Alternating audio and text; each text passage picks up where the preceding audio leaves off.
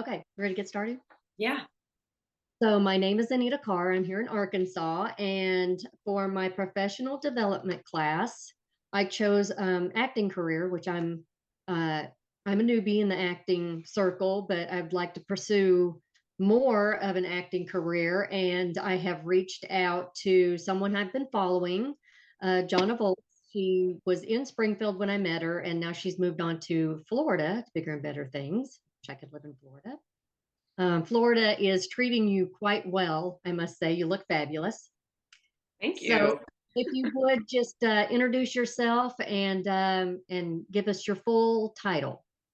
Okay. I go by Jonna Volz. My acting name is Jonna K. Volz, which is a version of my middle name. I started off, I'm an actor. I am a coach. I'm an acting coach. Past 8 years ago, I became a casting director in the Midwest. And then I also have ventured into directing. So I directed independent films. And I do a lot of producing. So I produce for commercials, I produce for independent projects, I produce my own acting workshops, which are like little mini film shoots. So I work like 360 around the camera, which keeps me busy. Which I am surprised that you had time for this interview because I know how busy you are. Like I said, I follow you on social media and I see you've got your foot in and your hands in like everything, every aspect of acting, creating, movie creating, everything. And so, what I want to look at, the first question I have is what attracted you to acting? Well, I just started really young. My mom, got us into dance classes, got us into community theater. And I think when I was single digits, I think that, she saw me light up. I was doing a good job and I kept wanting to do more. And then we had opportunities to do some, on camera things for Christian musicals back in the this is like late 80s, guys, early 90s. But then I ended up getting a talent agent when I was 14 and I started auditioning and I started booking. And so, I enjoyed the process of it as a kid without not having a lot of training. I did go to casting director workshops and I did some acting, like community theater acting classes, little things here and there. I did in high school, I did speech and debate, dramatic interpretation. So, and then I ended up getting into, I think probably my first intensive acting class was the Governor's School for the Arts in Murfreesboro, Tennessee, before, when I lived in Nashville. And that's where it was like a whole summer, it was like a couple months of just diving in and learning technique, which was pretty cool. So I just kept doing it because I liked it. And whenever you get paid as a kid Mhm. to do it, you're like, maybe I'm gonna stick with this. Who gets paid when you're 15 years old, So I was like, I'll just keep trying it. I enjoyed it. My I'm a creature from the planet of the actor, just some of us are wired a certain way to need to express and live in this world of fantasy and playing pretend, acting out different scenarios, staring yourself in the mirror, making yourself cry, like just emoting, right? A lot Yes. of us just were like, I just want to emote. So it's safer to go through the whole range of emotions if you're pretending to be someone else and it's not just you Yes. as a crazy, emotionally unmanageable person. So that leads me to a question that I don't have, but have you ever had trouble letting a character go? I would say that there have been some characters that during the process of working, because their reality was so intense or dark or sad, that they stay with you during the course of the show. So for me, I mean, for example, Tamara from Titus, which is a Shakespeare tragedy. And Yes. I got to do this live show in Springfield, Missouri, with the Contemporary Theater, or no, the Shakespeare at the Columns. And it's hard to play a villain because what I teach is that you can't judge them. You have to justify them. You have to justify their behavior and their choices. And her choices came from her murderous, terrible, awful choices came from a mother's heart. And so I have 5 children, and I'm like, you know what? I would kill for my children, probably, if I had to. Uh, so she stuck with me for a while. I remember one night I was going to bed and I was just thinking about her.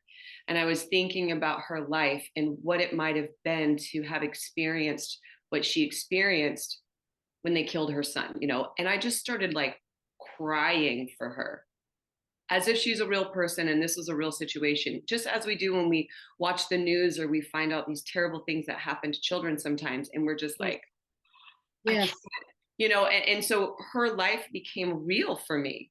I would say there's just a part of them that kind of stay with me, like kind of in a hover, like a hum, if you would, and then you just have to dive in whenever it's time to perform. So um, I don't know that I try to let them go until the show's over, and I Yes. feel like when I do let them go, it's always a bittersweet farewell. Yeah, I found a music video that I did. I had to stay away from the group while I was preparing for a sad scene because this group was so happy. They were doing a labor of love. It was the music video was Heroes Highway, and it was a true story. And the song was written by the soldier's cousin. The soldier was killed in battle, and we were creating this labor of love, and they were just so happy that everybody was volunteering their time and that they were going to get this video out about him, for him, in remembrance of him. And I couldn't go off and be joyful because we were filming the funeral scene, and I had to tell them, I said, I want to hang out with you guys, but you're just making me too happy. I have to go get in character, and I had to remain in character. You just have to stay in that mindset. So I totally understand what you're talking about. And where my question comes from was I did live theater. My first real acting gig was live theater here in town, and bit off more than I could chew, but I did it. It was The Owl and the Pussycat, 72 pages of dialogue, just mainly two characters, me and one other dude. And I had to rehearse for like 2 months. And then we did live performances for about 2 months. So I had to hang on to this character for 5 or 6 months of my life. And after I got done with the play, I was like, I'm thinking about her all the time. So, I just, you have to get really, for this job, which people don't really understand, you really need the training in order to help you let go and move on, because if you don't, they just stick with you for so long. Yeah. And I think that there are different ways based off of your personality, your mind, your history, the way you connect emotionally. There are different ways to let go. I mean, for like a scene, let's say it's just a moment and you had a hard crying scene or angry scene or whatever, and now you're done with that scene. You don't have to do it anymore because it's a audition or it's a film or it's whatever. This, like, I call them tethers, where you have to anchor yourself here, and it's the thing that pulls you back. So some people use music, could be a phone call to a friend. If I have a really sad scene, a lot of times I'll have to step away and like do an emotional flush, where like I have to keep crying and keep feeling for 15, 30, an hour. I mean, there's just I just need to flesh it out. I'm not done feeling feelings yet, just because they say Yes. that. um, Yes. you don't always have that luxury depending on what's going on for the production, but you got to find what your tether is. I found it fascinating when Jennifer Lawrence was talking about her performance in Mother, which is a very, very heavy movie, and her performance was raw and just so like mind blowing, like what she had to do emotionally, just so sad.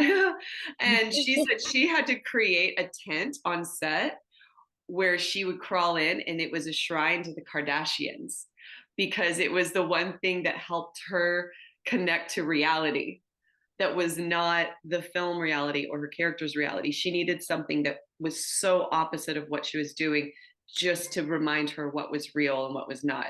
Oh, Um, interesting. yeah, I know. And the Kardashians, I mean, they are a part of our real world. That's not the conversation of whether they're real or not. But to her, Right. it was like, this is me in my normal life versus my character's very tragic life.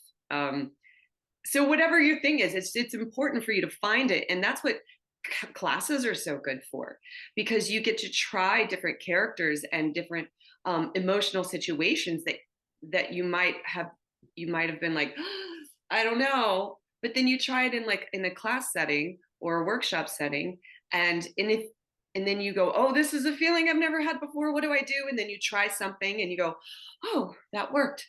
That was something, and then you can put that tool in your basket, which we call our acting tools.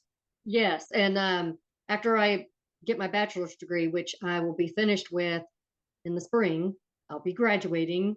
I'm going to enroll in some of your classes because I've gotten your emails and I've really wanted to, but they come at a time where I just can't pile more stuff on. And I would like to do some more acting. I haven't been able to do any acting for a while just because, I know I'm retired, but I got a lot of stuff going on here that I got to get under control before I can pursue something else. So that's why I started taking college classes after I retired. I want to focus on one thing so I can give it my all. Love it. So yes, keep sending me those emails on those acting classes and how to prepare for an audition because I am going to enroll. I promise you. Great. Okay, so I could talk to you all. Um, how do you prepare for an audition? Well, it depends on the audition. True, yes, and you will learn that in your classes. Yeah, and it also depends on how much time you have to turn it around. So go ahead and give me a specific audition, scenario, and then I'll. So say you were going to you're not auditioning for the main role, but you have an on scene we'll just go back to the funeral scene that I did. Like, say you were the sister of someone who was killed, and you have to go and speak to the widow at the funeral. How would you prepare for something like that? Okay, so in this situation, let's just assume there's dialogue, right? Yes. So it's a heavy scene. I had to do an audition that was pretty heavy recently. I had a couple of days to turn it around, not very long. So whenever I only have a couple of days, this is where, like, if you're studying different techniques, different genres. So you've got, Strasberg, which is where the method comes from. You've got, Adler, which she talks a lot about imagination, and so does Meisner, and so does Uta Hagen. They talk a lot about just your powerful imagination. So I kind of do a fusion thing. Everyone needs to find their own thing, right? So I usually, one thing that I have found that's effective is that it's a what if. So you don't necessarily have to relive a traumatic experience, but you could imagine, what if this had happened? But then some people are like, well, I don't really want to imagine my loved one dying, because I've used that one before, and it's then Yeah. you do a thing. Uda talks about replacement. So substitution is really popular. So that you would break down potentially, like, what is the feeling that this character is feeling to the best of your knowledge with the script that you've been given. You have to, pull as much information out. What is it? And then you have to decide what it is you're going to visualize. If you look at this scene, the one that you're talking about, you have to go talk to a loved one at a funeral. Is it safe to say that one of your emotions is sadness? Right? Mhm. Usually circumstances evoke more than one emotion. So what you don't want to do is you don't want to play sad, right? Right. You want to react to a situation, but it is important to identify how many different emotions might be playing here. So how would you say, name a few different emotions that your character might be feeling in this scene? Well, to think back on Steel Magnolias, the funeral scene, they go from crying to they all start laughing. Like Right. that's a very powerful scene, and I've watched that movie so many times. I can just go like be channel surfing, go right to that scene and start crying immediately. Like when Yeah, that if you scene have an happens. It's association with powerful. it. So Yes, it's so powerful. substitution is something that helps where say, okay, I don't want to think about one of my loved ones dying. I just don't want to go there. I don't want to live in that fantasy world. But my cat did die last year, and I've cried lots and lots of tears over that. And if I open myself up, it's like one of those things where I can open myself up emotionally and let that vulnerability surface, like summoning these emotions, which opens me up. And then I can transfer that emotional reality that my body is reacting to physically into the circumstances and say the lines as they are, but still have this honest sense of sadness or grief, um, of Yeah. loss. But I don't Hmm. have to think about losing a child.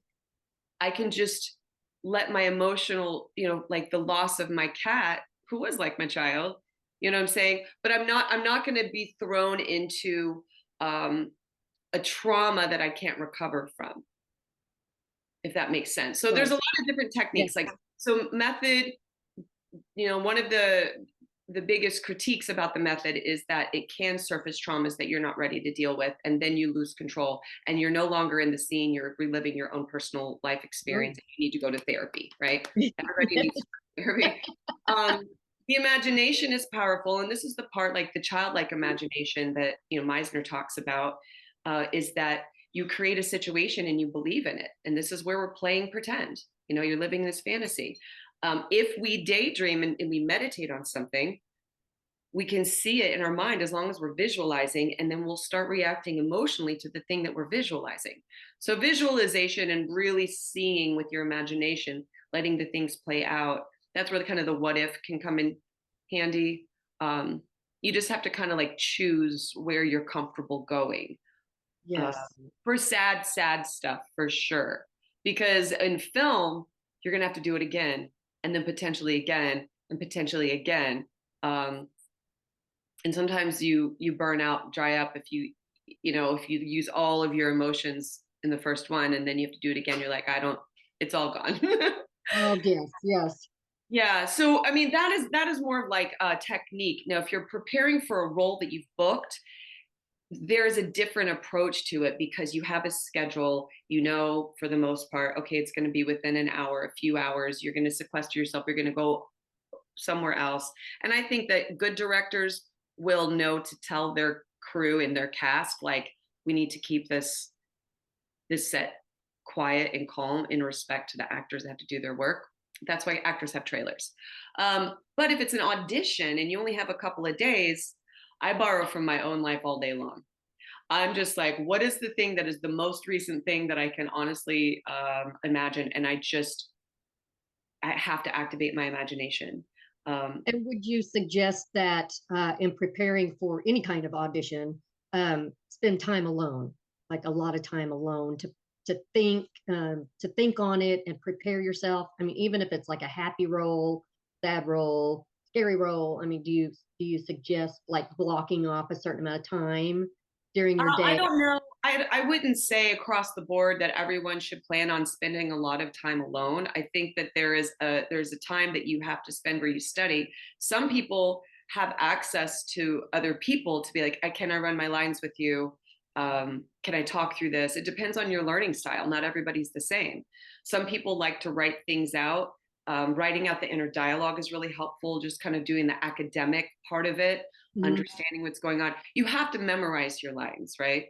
Hopefully you can memorize your lines, and then work on playing. If you are lucky enough to have another person to actually act off of who is an actor, then oh my gosh, sometimes you don't have that luxury, and it's another challenge. Again, this imagination is your best friend in every situation when it comes to acting, especially auditioning. So, what was your first? Would you consider your first real acting gig, and how did you get it? Um, well, I would say the one that was probably the most challenging when I was 15 years old was the music video that I auditioned for.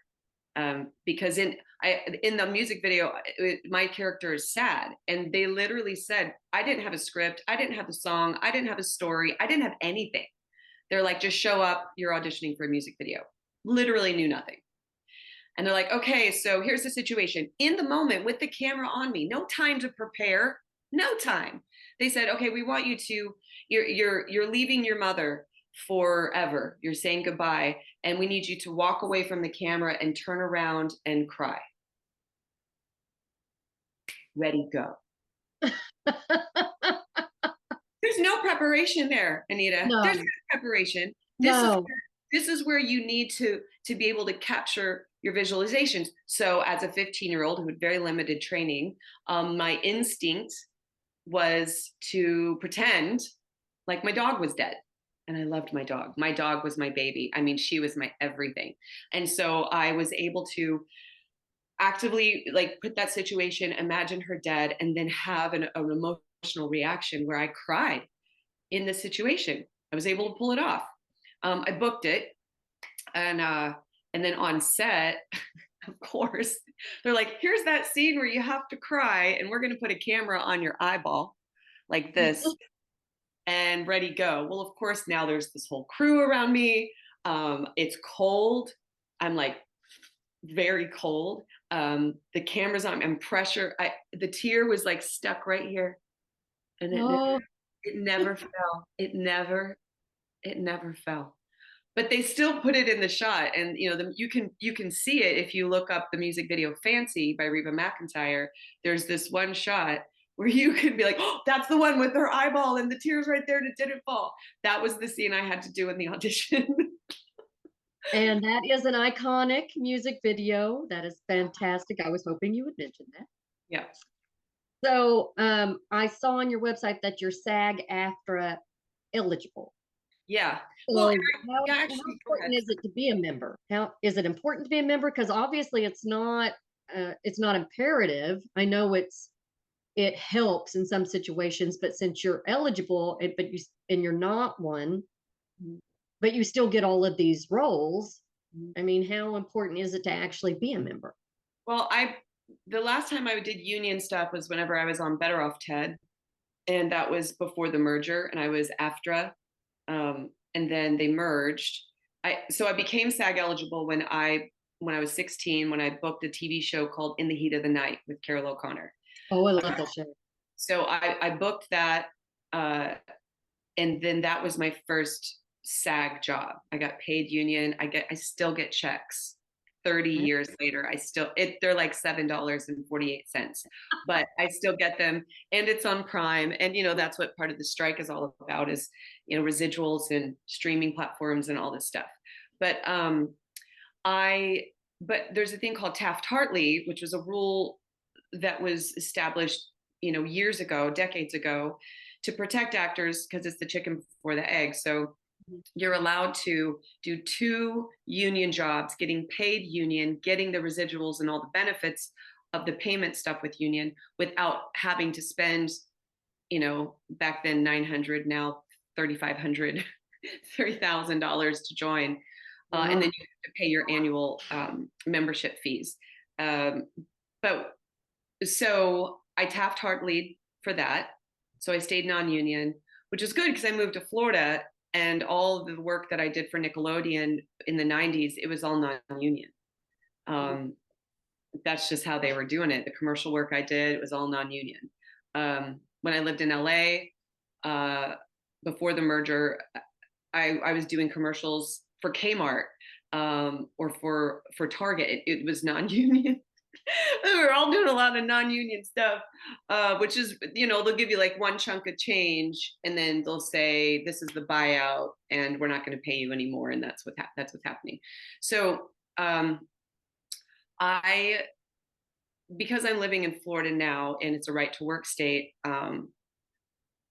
like even if I was union, I would be allowed in this state to work non-union jobs. I might be frowned upon, but it's a right to work thing. I did call SAG because I was auditioning for some union projects, commercials, and they said, I'm cleared to work, meaning the producers have to call the SAG office and run your name through, because some people, like, their dues are behind, this is behind, this is behind. If you don't get your actor cleared to work, or it's a whole paperwork thing, then it can be problematic. So I'm cleared to work. I can book another SAG job and not have to join, not have to pay my dues, but I could still get paid the union, the rate, whatever it is that they're offering, plus residuals. But then after that, 30 days after that, if I book anything else, I have to join, or I can't work another union job. And once I Mm. work a union job, except for if it's in a right to work state, then that takes me off of, I can't audition or work for any other non-union things. Oh, wow. So it sounds like actually being a member is a lot more headache for everyone concerned, everyone involved with the movie, than it is to not be a member. It depends on where you live. So some people who are union, like a lot of my actor friends who live in Springfield, Missouri, they have to travel outside of that area to try to work union jobs, because but now Missouri's got their tax credits, so bigger projects are going to come in, so that's going to be good. My thing is, people will be like, it's an ultra low budget union job, so you're going to get paid $150 a day, and it's a movie, so maybe there's no reason. To me, I won't do that, because I will only take a union job that's going to pay more than the fees I have to pay to join. Oh, So sure. yeah, so I have to be really selective about the union projects that I choose, because that's going to change the course of anything I work on. So right now I'm staying busy doing non-union stuff, and luckily in Florida, they, the general, like the lowest payment is like 1,500. I auditioned recently for something that was paying like 7,500 for a day. So commercials are really lucrative, and I guess it's fortunate and unfortunate. It's a conversation. Like a lot of these bigger companies, even like Geico, like Mhm. I auditioned for a Geico commercial, non-union.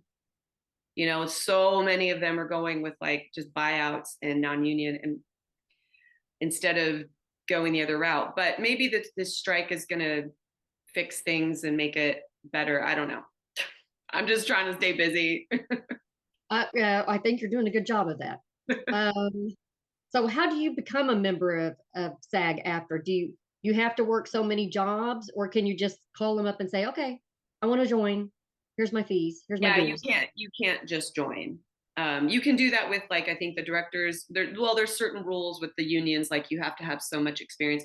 So you can audition for SAG jobs, and if they love you so much, they will pay that extra fee to hire a non-union actor, and then you will be eligible, which means you can join. So if you book a union job as a non-union actor, you qualify instantly. There's also vouchers if you do background and you get hired as background on a union job. They have so many union vouchers that they can hand out. So I think you have to have, like, well, it used to be 3. I don't know if it's changed, but you have to have a certain amount of union vouchers on as background, and then that will qualify you to join as well.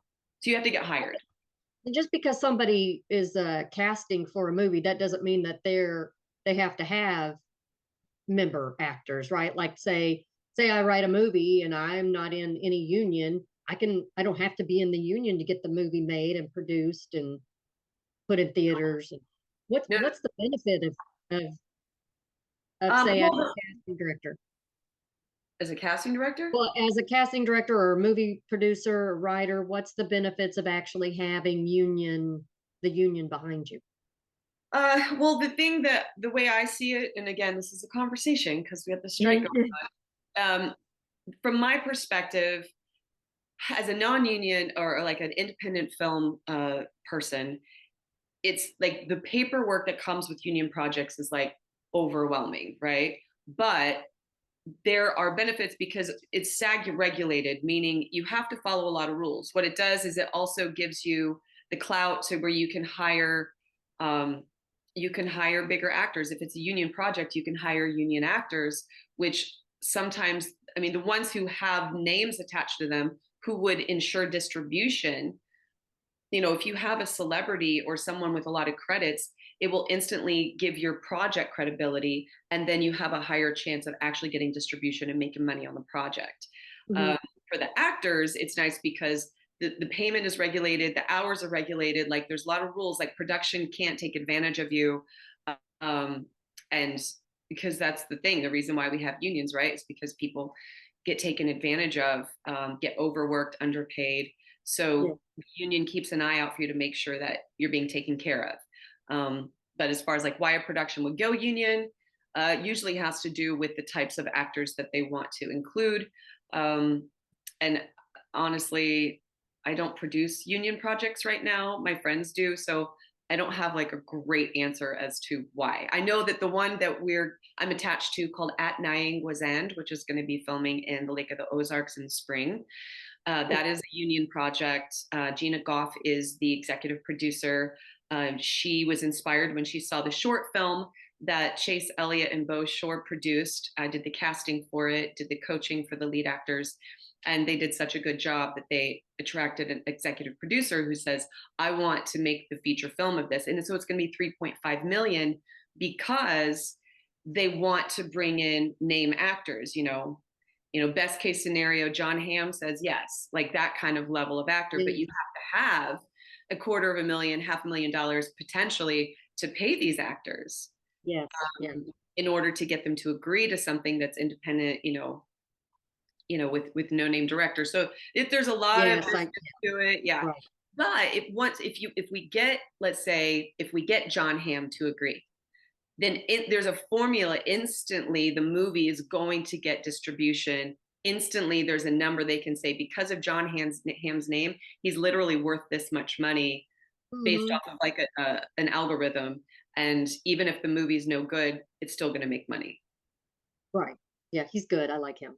But you have to be SAG in order to do that.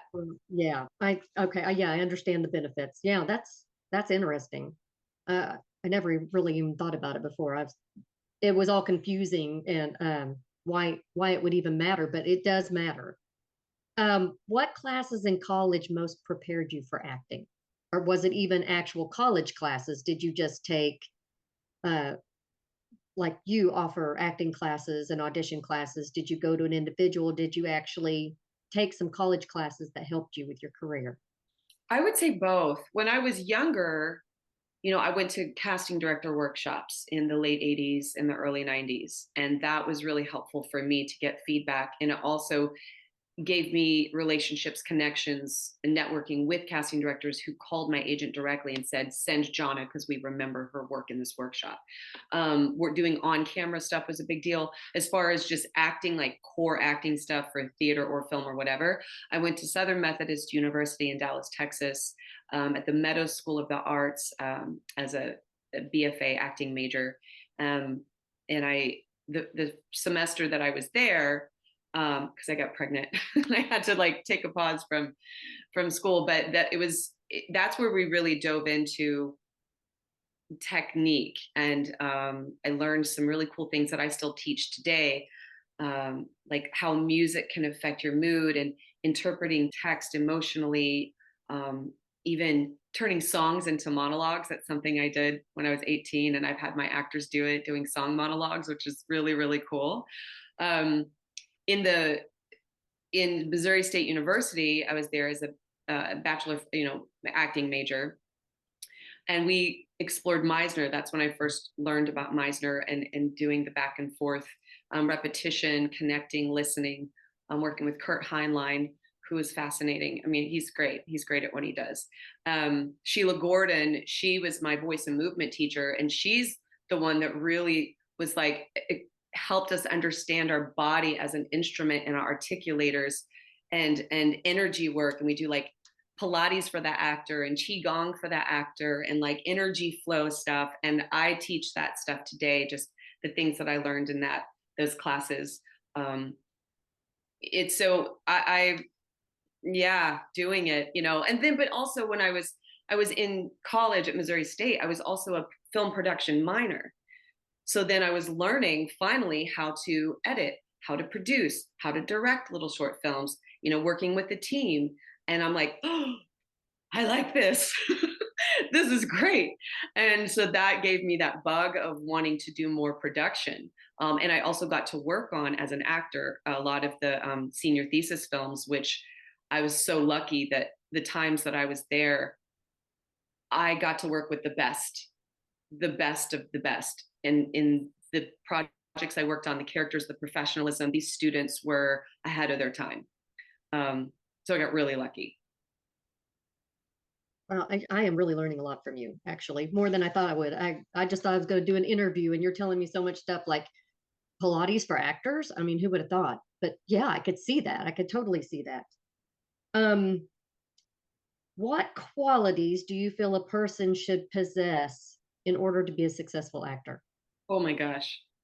I know that's a pretty open question, but Okay, so let's see. In no particular order, just what's coming to mind: resilience, self-confidence. Um, Broken people who have a lot of trauma often gravitate to an acting class because they need to emote, right? So acting becomes like oh, therapy. However, like what we talked about before, if you are not handling your own stuff and you're not doing that work to go in and heal, it's going to interfere, because what I've found is that actors who have a lot of trauma, they are not good at being vulnerable, and so their walls are really thick, and then we can never access what we really need to access. Now granted, you can be a commercial actor and not have to go to dark places. You can do comedy, you can do sitcoms, but then you've got the business side of it. Then you've got the rejection, and then you're like, oh, I've not got 3 of them in a row. I guess I'll give up. Maybe this isn't for me. I teach group classes online, and I've got actors and people who've never done it before, and they get intimidated by the very first class.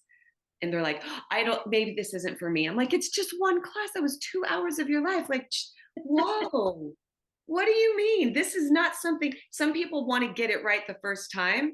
And if mhm. they don't get it right the first time, or they don't get like, oh my God, that was amazing, they're like, oh, I'm doing it wrong. I run away, run away, run away. You have to be willing to do it wrong. You have to know, like, just if you are going to start learning how to play violin, you're going to suck for a while. It's Mhm. okay. It's part of it. Another thing is, ego is important, but it can definitely get in your way. So people who are argumentative and defensive don't do well in this, because you have to be able to take direction, and you have to be a team player, and you have Yes. to be And collaborative. some people, there's a fine line between direction and criticism, Mm-hmm. but they don't call directors critics, they call them directors. So they're telling you, they're criticizing you, but in a directory way. Like you Yeah. have to be able to take criticism, Yeah. because but you hear so many stories about, oh, this actor just walked off the street, wasn't even an actor, just walked off the street and got the job, Yeah. without even any training. Not everybody can be that lucky. I mean, acting is not easy. Yeah. Well, You know, that's also very, very rare. That's like yes, it's very rare. 1%. It does happen, and there's a reason that it happens. And some directors will choose non-actors who know how to communicate over actors, because especially if like trained like theater actors are like, there's so much training, like they get up in their head, and sometimes you just have to just be, sometimes you don't need to break down the scene. Sometimes you just need to live it, just Oh need to yes. breathe it, live it, feel it, think it. How do you turn memorized text into feelings and thoughts of your own? And that's the really big challenge for That's most people. great advice. That is great advice. Sometimes you just have to live it. And you don't necessarily have to be an extrovert to be an actor. I mean, you see it all the time on TV. There's actors that just don't even, I'm out on my own. I don't even want attention because I don't like the spotlight. Well, then why were you in a $5 million movie? Well, That but was in on the all set, of the it's different. That it's not. exactly. It's there's the people on a set. all have their jobs to do, and the actors just have to work with who they're in the scene with and dealing with the director.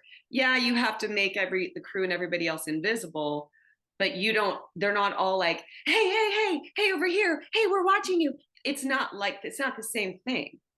Yeah, and the actors aren't all look at me, and they're all their life. I mean, there's a lot of actors that are extroverts, but I know there's got to be twice as many that are introverts that just they just Yeah. want to do their job, like anybody else, like normal Yeah. people, except everybody in the world knows them. Yeah, They just they have a gift of interpretation, of creative interpretation, which is what our job is, especially when you're auditioning. Your job is to interpret to the best of your ability and leave it at that. That's the only thing that your job is with an audition. And if you don't book it, that's okay. Your job is just to interpret, and in feelings and thoughts and create their creative minds, right? Interaction, human interaction, things like that. And we're not talking about TikTok, social media, Facebook. I'm not talking about no, influencers, okay? We're talking yeah, about scripted professional. narrative. Yeah. Yeah. Yes, and I feel like you hit the nail on the head when you said the first thing you said was resilience, because I mean I've auditioned for a ton of stuff and not even heard any word back. So and I'm just like, I guess I didn't get it.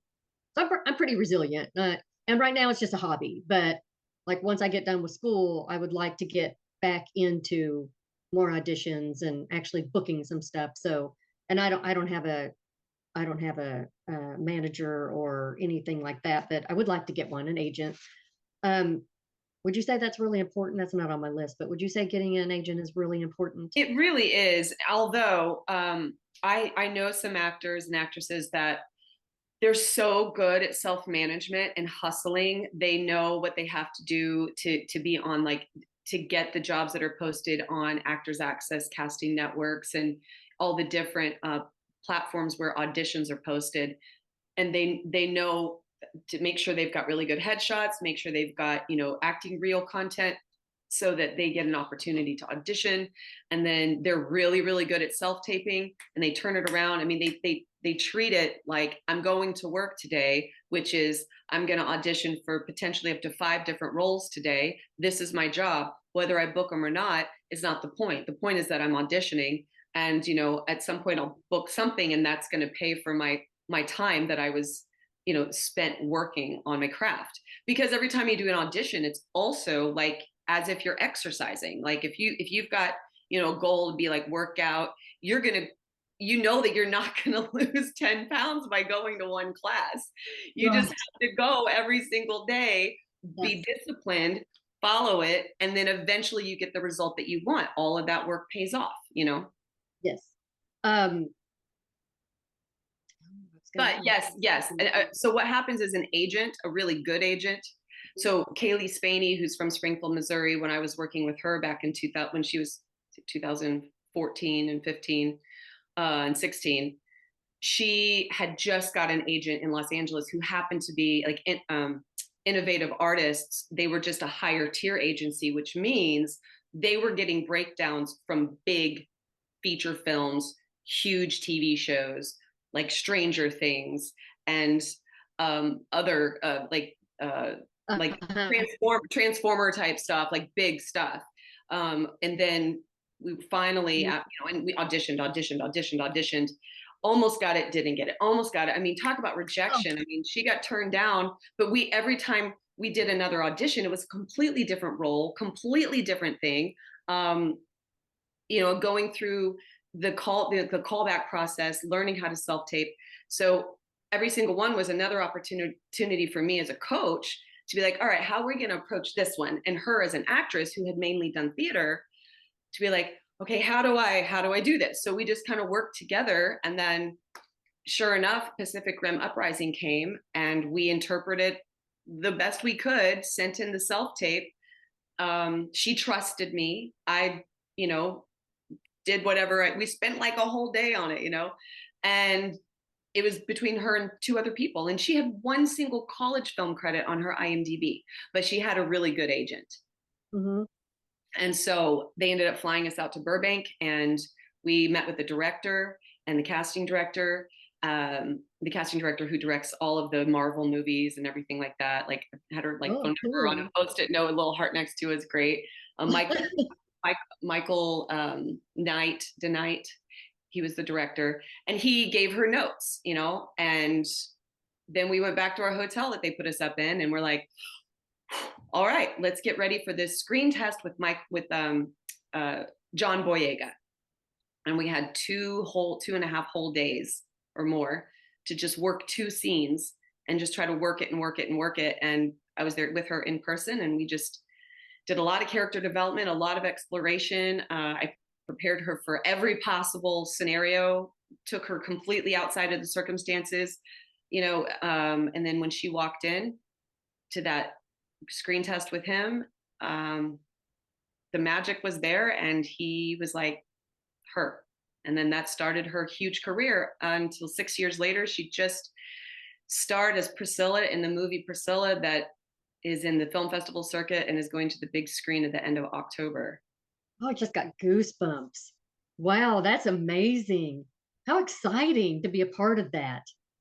It's been really cool seeing her journey. And she's still she's 6 years in, but it's still really only the beginning of her. She's been doing it. So she's the prime example of why I preach, all day long about you will continue to learn. Like the fastest way for you to learn is doing it, is being on set. So what Yeah. I do is I teach you what you have to do to get on set. Yes. And then she got lucky enough. Number one, she's an incredibly amazing human being, and people like her and they want to work with her. She just has that special something about her spirit that makes people like, maybe you're not like the most trained actress in the whole world right now, but I want to work with you. And so that's been her journey. And so, her first movie, she's working with, A-list actors. And then the next movie, she's working with Jeff Bridges and Dakota Johnson and Chris Hemsworth. And like, she's learning from A-listers as she's going and taking it Wow, in. that's So amazing. that's been her, her process. And she still had to, even after booking that, like that on the Bad Times at the El Royale, Vice, On the Basis of Sex. Those are the 4 big movies that came out her very first year. And she had to audition for all of them. So it's like, just because you Mhm. book a big, big movie, you still have to audition, especially if you're kind of still new to the game, Now she's, Yes. she's getting calls to say, hey, will you be the lead in something? So, Alien is in post-production, and Priscilla has just been released. So That's amazing. And you get to be a part of that.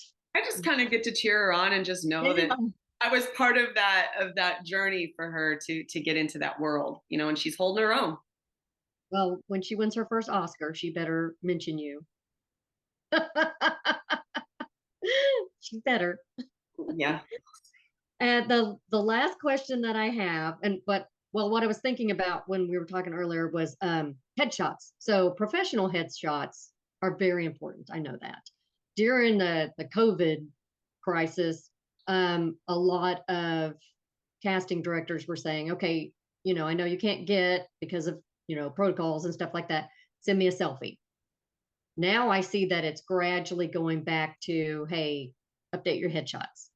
So I'm thinking you would probably agree that a professional headshot is very important.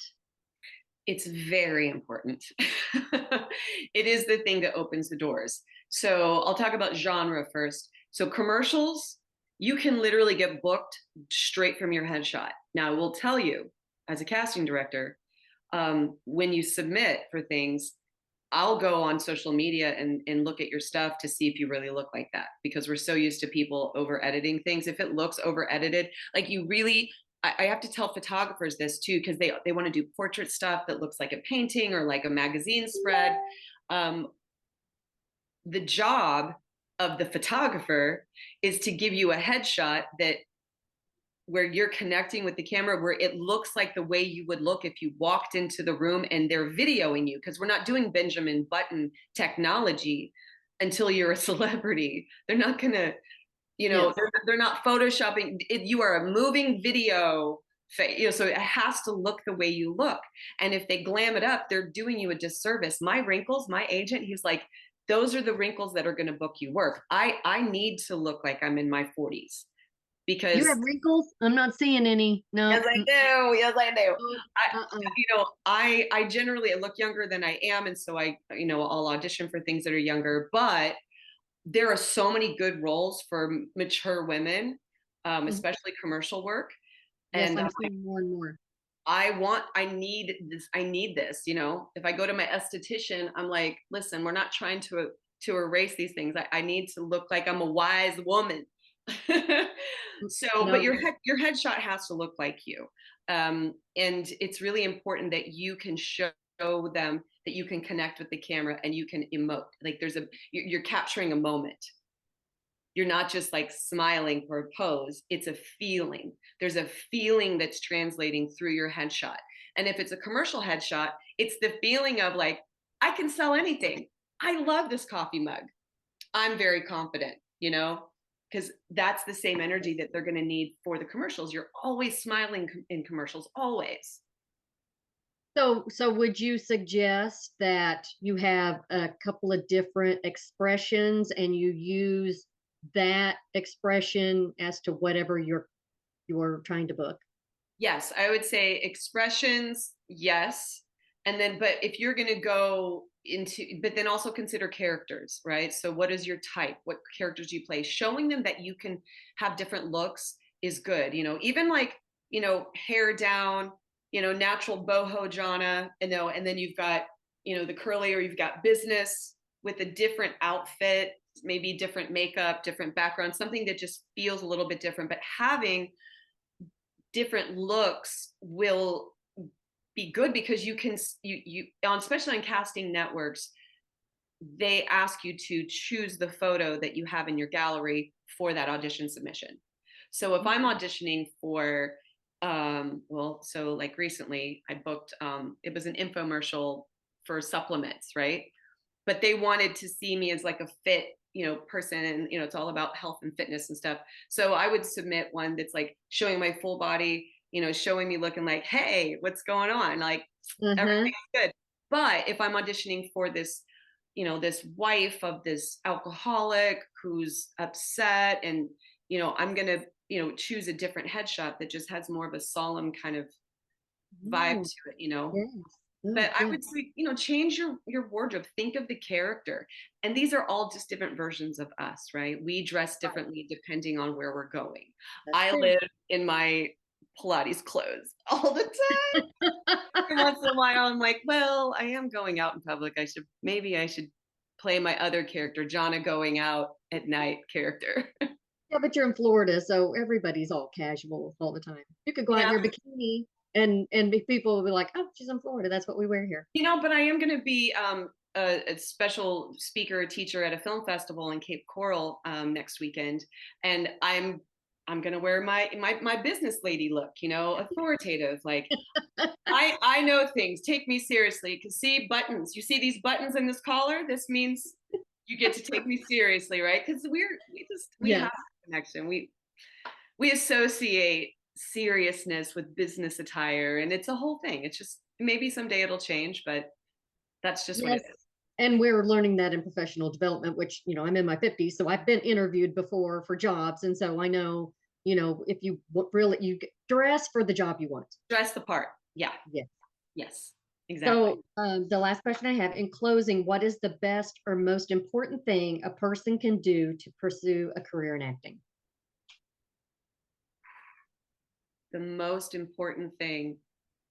And we talked about a lot of important things with headshots and the Yeah. resilience. Well, I mean, it's you've got to get your packaging right. So if you could be the most talented person out there, but if they don't know how to find you, and they don't know what you look like, and they don't know what you can do, you have to make sure that people can find you. So sometimes actors are like, I don't do social media, I don't do technology. I'm like, well, then you probably shouldn't be an actor, or you need to find someone who will manage all of your things, and they will you have to be seen.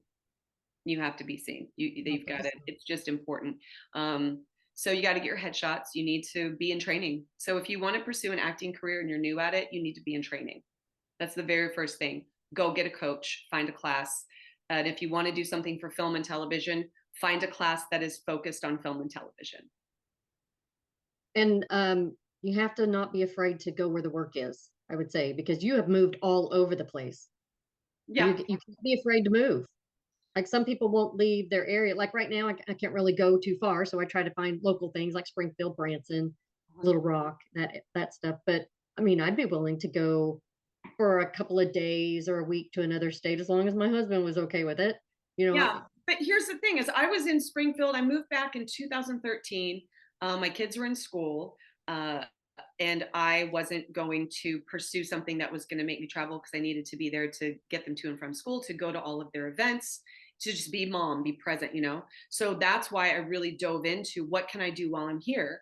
Because I'd just been in LA and I was doing a lot of music stuff out there, had a commercial agent and had been on a lot of sets, done a lot of things. But I was like, there's a lot of people here who don't know. So I dove into the local commercial work, the local, independent film work, student films, community theater. Then I started coaching. So I kept myself busy, but in Springfield specifically, I got oversaturated in the market because I think at one point I had 4 commercials running at the same time that I was in.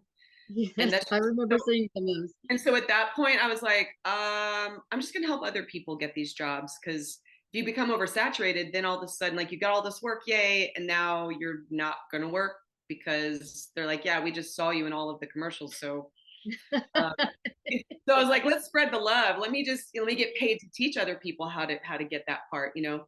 So I got voiceover work is great though. So if you can get a demo reel and get connected for commercial voiceover work, I stay busy doing that all the time, and you can't really get oversaturated in voiceover land at all. So Yeah. so I did stay busy, but I wasn't able to only do acting. I had to eventually do other things, which was producing and casting and teaching in order to stay busy while I was local. But Uh-huh. my all of my kids are grown, and 4 of them moved to Florida. And instead of flying to visit them a few times a year, I was like, it's time to go to a bigger market. And it's great that I can still stay connected to Springfield and Southwest Missouri because that's just where those are my people, like I worked like a decade, like building those relationships. And here I'm like starting over. It's so strange. Well, that's all the questions that I have. Like I said, I could talk to you forever. On a personal note, like I said earlier, you look fantastic. You kept saying I was doing all this stuff in the late 80s. Well, how could that be when you were only 5? Obviously, you're lying about your age. I could see why you book stuff younger because I mean you definitely you look amazing and you definitely look Thank you. a lot younger than you keep telling me you are. So I think Collagen, vitamin C serum, working out, eating healthy. I don't drink soda. I don't eat fast food. oh yes, that's all. Yeah, that's all good. Because so does the devil. We know that. Fast food is so over processed. It's bad for your skin. It really is. So whatever you're doing, keep doing it. Thank you. And thank you so much for doing this for me. I really appreciate you taking your time because I know how busy you are. Like I said, I follow you on social media, so and I really enjoy it. Um, so I guess that concludes our interview. Can you send me a link to this so I can type it up? I don't know what I'm going to spend hours just condensing it to for my project. I wish she'd just let me submit this video Yeah. because Yeah. it was an amazing interview. I learned so much. A lot of people are going to learn a lot, and yeah, I definitely got some great advice from you too, as well as interviewing you for my class.